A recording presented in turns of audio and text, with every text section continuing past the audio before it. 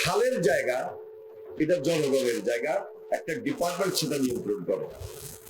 এবং এই খালের জায়গা যদি নিতে হয় ডিসির পারমিশন ছাড়া কাগজে কলমে কারণ নেওয়ার কোনো ক্ষমতা নেই, কোনো ডিপার্টমেন্টও পারবে না।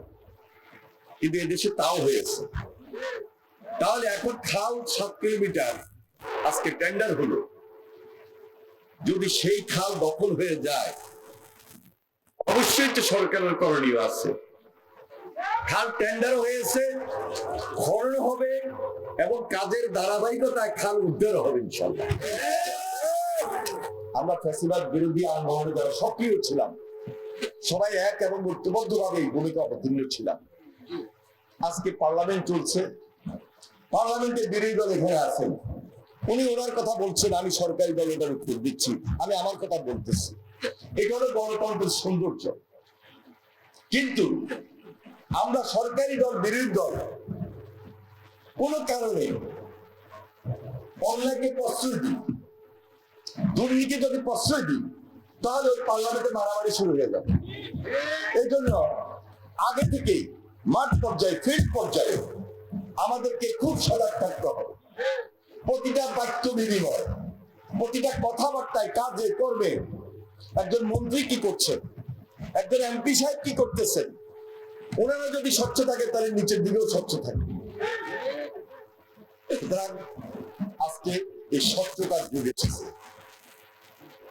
ইতিমধ্যে আপনারা লক্ষ্য করেছেন, যেদিন আমরা ক্যাবিনেট মিটিং ফার্স্ট করেছি সেদিন সারা বাংলাদেশে কৃষকদের 10,000 টাকা কৃষি ঋণ সুদ সহ মকুব করা হয়েছে।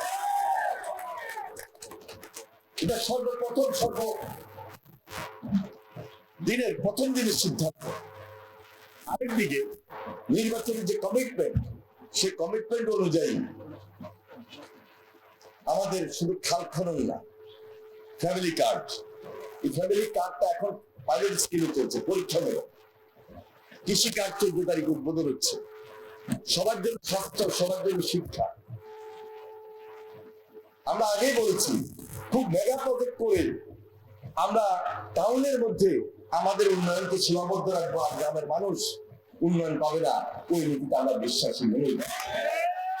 যারা ওই নীতিতে বিশ্বাসী ছিল তারাই হাজার হাজার কোটি টাকা বিদেশে পাচার করেছে এবং শেষ পর্যন্ত 5 আগস্ট দেশ থেকে পালিয়ে গিয়েছে। বিএনপি সেই দল, গণমানুষের দল, গণমানুষের পাশে থাকার দল। দুর্নীতিকে চ্যালেঞ্জ হিসাবে আমরা নিয়েছি। কোনোভাবেই দুর্নীতি যেন আমাদের মধ্যে এবং প্রশাসনের মধ্যে বাংলাদেশের রন্ধ না থাকতে পারে, সেখানে পাহারাদার হিসাবে আমার দায়িত্ব নিয়ে কাজ করছি এবং